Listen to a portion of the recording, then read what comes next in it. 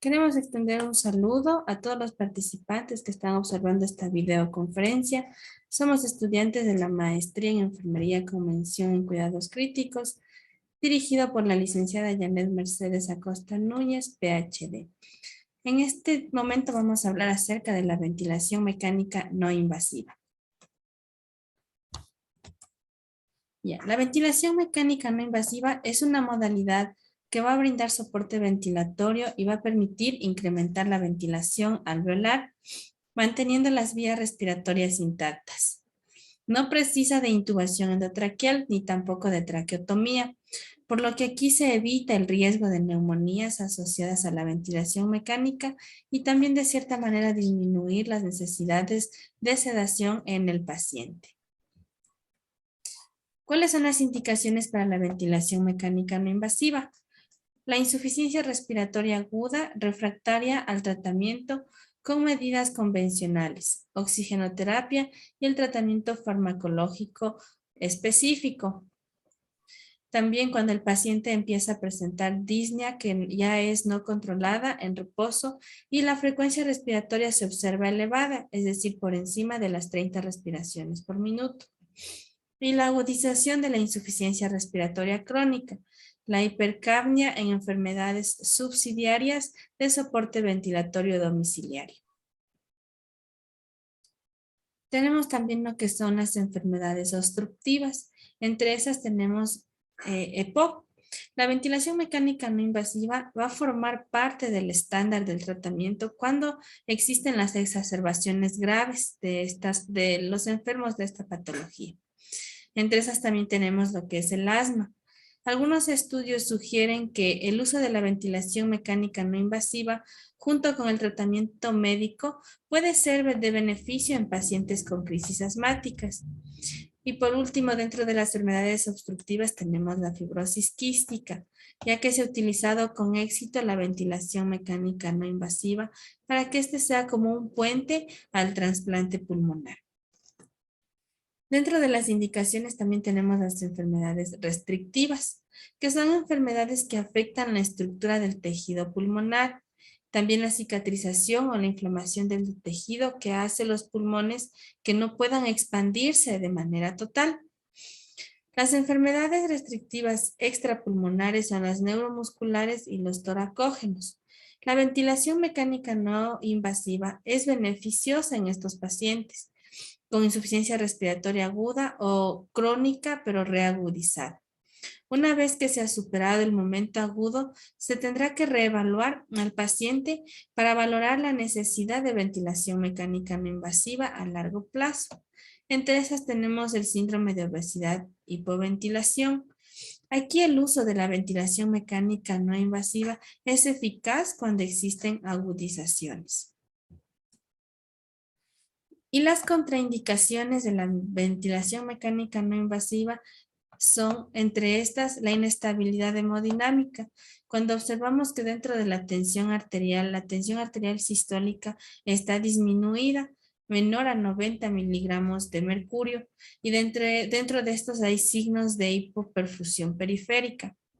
Otra contraindicación es la imposibilidad del ajuste de las lesiones, traumatismos, quemaduras faciales extensas o alteraciones anatómicas que impidan el uso de la ventilación mecánica no invasiva.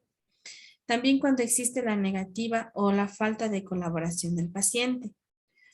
No podemos aplicar ventilación mecánica no invasiva cuando existen cirugías del tracto digestivo, respiratorio o existen secreciones en abundancia.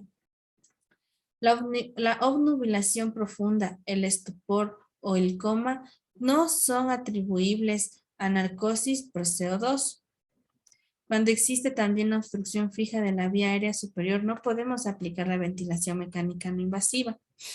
Cuando el paciente padece de isquemia miocárdica aguda y esta es no controlada o a su vez arritmias ventriculares que son potencialmente letales.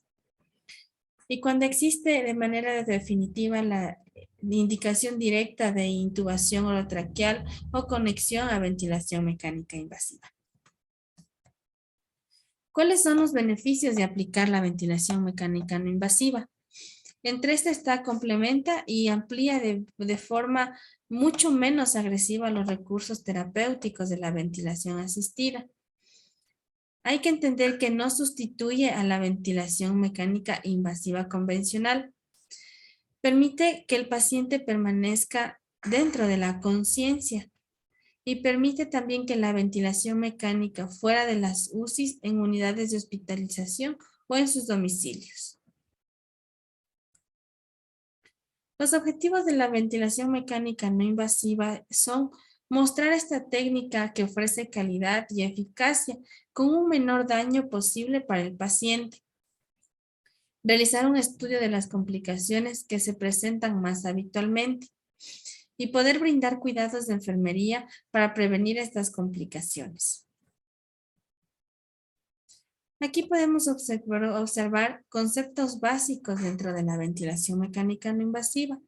Entre esas está el trigger o sensor, que tiene el respirador por el cual va a ser capaz de saber cuándo el paciente desea iniciar la inspiración. Otro concepto básico es el ciclado, en donde se va a determinar el paso de la inspiración a la expiración. Este puede ser activado por flujo o por tiempo. En los modos limitados por presión se cicla por flujo. Tenemos el IPAP, que son las siglas de esta terminología en inglés, en donde va a ser el nivel de presión que va a existir positiva programada que se va a alcanzar durante la fase inspiratoria de la respiración para proporcionar el soporte ventilatorio. Y tenemos el EPAP, que en cambio es el nivel de presión positiva programada durante la fase expiratoria de la respiración, va a aumentar la capacidad residual. Tenemos también el pendiente, rampa o rise time. Es la rapidez con que se alcanza la presión de IPAP programada. Cuanto mayor sea la pendiente, antes se alcanza el nivel de IPAP. El CPAP es la aplicación de presión positiva continua en la vía aérea, mientras el paciente respira de manera espontánea a través de un circuito. Tenemos el BiPAP, que en cambio, esta es una ventilación con dos niveles de presión, el IPAP y el EPAP. Tenemos también la presión de soporte o PSB, que es la diferencia de presión entre la IPAP y la EPAP, y esta se considera la presión de soporte administrada. Este concepto es de suma importancia porque si nosotros modificamos los niveles tanto de EPAP como de IPAP, estaremos modificando también la presión de soporte que recibe el paciente. Aquí podemos observar las características de las mascarillas e interfaces que se utiliza dentro de la ventilación mecánica no invasiva. Tenemos una de las características es que va a permitir una adecuada adaptación al ventilador y al paciente, ya que éstas sellan la vía aérea. El material puede ser variable, preferentemente son de silicona. Deben ser confortables, ligeras y adaptables, transparentes, silenciosa, tiene que ser biocompatible, lavable e inodora. Dentro del tamaño, esta va a depender de la marca comercial, vented o no vented, dependiendo si tienen orificios que van a permitir la eliminación al exterior del aire expirado por el paciente. Estos orificios se conocen como orificios de fuga controlada. Aquí podemos observar diferentes tipos de interfaces. Entre esas tenemos las buconasales. Estas mascarillas dice que se apoyan desde el dorso de la nariz y mejillas hasta la barbilla por debajo del labio inferior. Estas van a disponer de una válvula antiasfixia que va a permitir al paciente continuar respirando de manera espontánea en caso del mal funcionamiento del respirador. También contiene sugestiones de liberación rápida para poder tener acceso inmediato a la vía aérea si se requiere. Tenemos las nasales. Son mascarillas que sellan la parte superior del triángulo nasogeniano, desde la raíz nasal hasta el labio superior, dejando libre la boca. La característica de estas mascarillas es que son cómodas, pero precisa que el paciente mantenga la boca cerrada, pues en caso contrario, la compensación de fugas hará intolerable a la mascarilla. Existen dos modelos básicos de estas mascarillas, las vented y las no vented, las ventiladas y las no ventiladas. Tenemos también la Nasal Pillow System. Es un sistema de almohadillas nasales que es ligero, silencioso y fácil de ajustar. Es una opción para la ventilación domiciliaria y para pacientes que ya son crónicos, en alternancia con otros sistemas más claustrofóbicos. Va a permitir descansar las zonas de máxima presión de otros métodos de ajuste. Tenemos la facial completa. Este es un tipo de mascarilla semi-esférica, que normalmente son de material rígido, que mediante una fina lámina de silicona se va a adaptar a la forma de la cara del paciente, la cual queda enteramente incluida en su interior. Va a proporcionar puntos de apoyo diferentes a los de las mascarillas nasales o nasobucales, permitiendo de esta manera periodos de descanso y de recuperación de lesiones cutáneas que pueden ser derivadas de estas mascarillas. A continuación, mi compañera. Continuando con este importante tema, también tenemos dispositivos de interfase tipo Adams, que es otro tipo de mascarilla, en el cual esta se aplica a las fosas nasales sellando los orificios desde el exterior y desde aquí se va a dirigir hacia la frente del paciente sin apoyarse en el puente nasal. El principal inconveniente que presenta es que las tubuladuras va a invadir el campo visual del paciente y eso puede provocarle cefaleas intensas.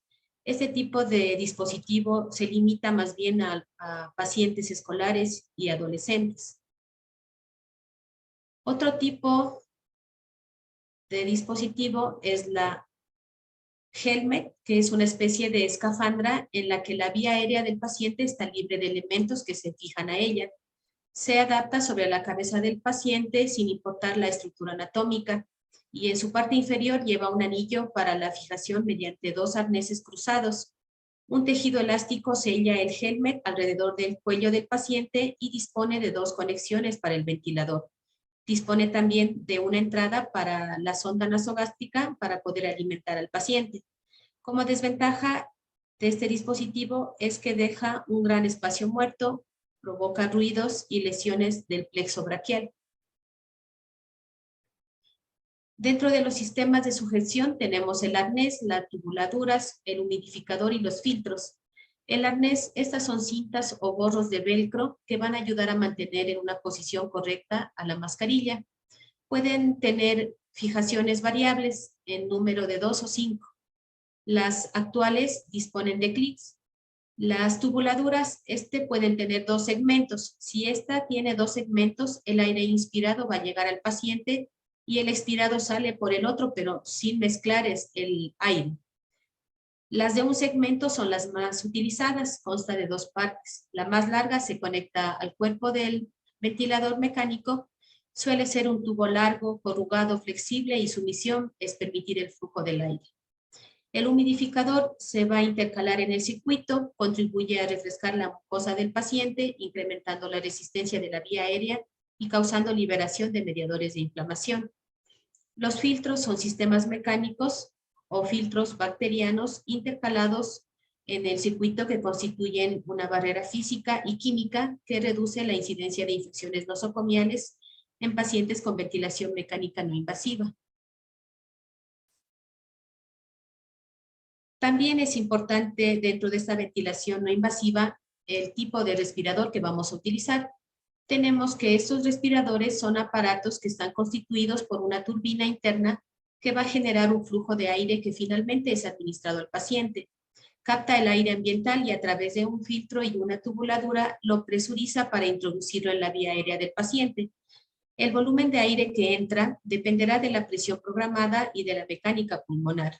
Este flujo puede cambiar en función de la presión que se haya programado y se trata de una forma de ventilación en la que por definición existen fugas de aire, no es un sistema cerrado como la ventilación invasiva.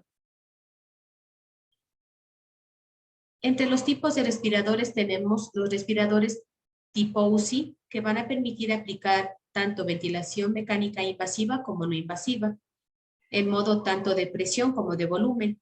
Eso nos van a permitir dar una FiO2 exacta. Disponen de un circuito doble, minimizando la posibilidad de reinhalación de CO2, llamado re-rating, mayor monitorización y alarmas, y tiene un difícil control de fugas. El Tiger de presión o flujo es regulable, no son portátiles, pero son de tamaño pequeño y se los puede transportar. Son aptos para tratar cualquier tipo de enfermos y son de alto precio. Los respiradores portátiles limitados por presión. Estos están diseñados específicamente para aplicar ventilación mecánica no invasiva. Aquí la variable independiente que va a ser programada externamente es la presión. No nos van a proporcionar una FiO2 exacta. Estos disponen de un circuito único, por lo que es más frecuente el fenómeno de re-rating, que esto es denominado también como reinhalación de CO2. Este tiene menos monitorización y también lo que es sistemas de alarma. Compensan pequeñas fugas entre 20 y 25 litros por minuto. El Tiger de flujo no es ajustable. Son ligeros, que llegan a pesar entre 3 a 5 kilogramos. Son considerados relativamente baratos y deben usarse con enfermos que mantienen un control de la respiración. Otro tipo de respirador son los portátiles limitados por volumen. Estos también están diseñados para aplicar solamente ventilación mecánica no invasiva. La variable independiente va a ser el volumen. Tampoco nos van a proporcionar una FiO2 exacta. Pueden ser de circuito único o doble. Disponen de alarmas, no compensan fugas. El Tiger de presión es ajustable internamente. Son algo más pesados. Se utilizan en enfermos con alta independencia, como alta dependencia, como pueden ser los neuromusculares o traqueotomizados, y suelen disponer de batería interna. Dentro de los cuidados de enfermería que debemos mantener en estos pacientes, tenemos los siguientes. Como primero, tenemos la preparación previa, en la cual vamos a tomar en cuenta aquí la preparación del equipo y la preparación del paciente. Como segundo, la aplicación y mantenimiento de la ventilación mecánica no invasiva. Como tercero, asegurar el éxito de la técnica. Y cuarto, evitar complicaciones. Dentro de este primer punto, que es la preparación del equipo, está preparar el material, en el cual vamos a preparar el ventilador mecánico, el filtro antimicrobiano, la tubuladura, la interfase y la sujeción. En el montaje vamos a situar el ventilador mecánico, conectarlo a la red, conectamos el filtro antimicrobiano, colocamos la tubuladura de la válvula expiratoria o la interfase, intercalamos la conexión, si es posible, en T para oxígeno, si es que precisa, seleccionar la interfase o arnés. Esto debe ser de acuerdo a la edad del paciente y el tamaño adecuado a las facies del paciente. Debemos tener preparado también un sistema de aspiración y sondas adecuadas. En la preparación del paciente, antes de iniciar la técnica de la ventilación mecánica no invasiva, vamos a informarle al paciente el procedimiento a realizar. Acercamos el material ya preparado y realizamos el chequeo del ventilador. El médico va a ajustar los parámetros ventilatorios según la situación del paciente.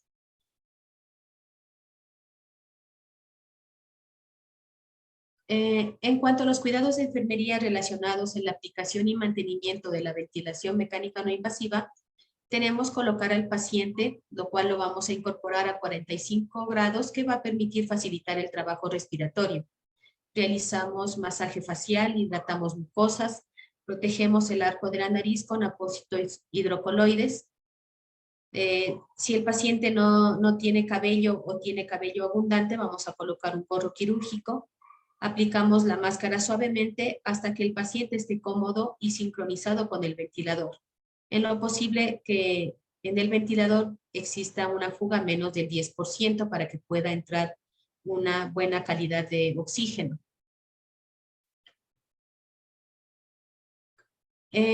Otros cuidados de enfermería es asegurar el éxito de las técnicas.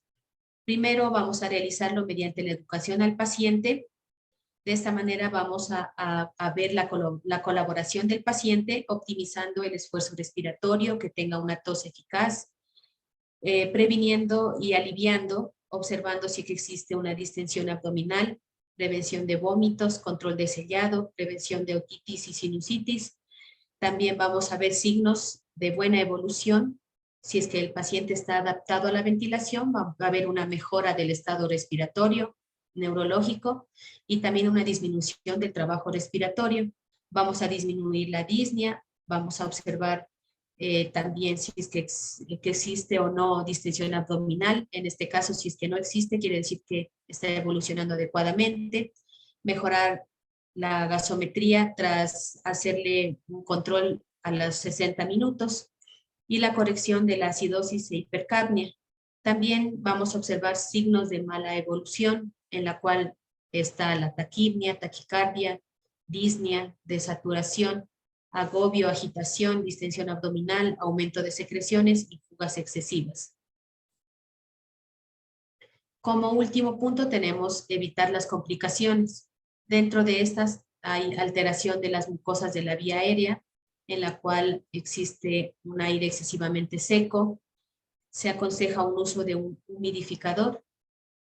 La agitación o intolerancia a la ventilación, que puede ser por defecto de una programación del ventilador, puede ser por defecto del funcionamiento o una inadecuada elección de las interfaces.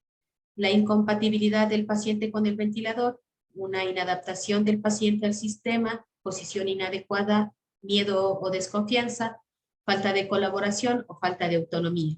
La distensión gástrica, úlceras y erosiones por presión, el dolor, la conjuntivitis y la otitis. Muchas gracias.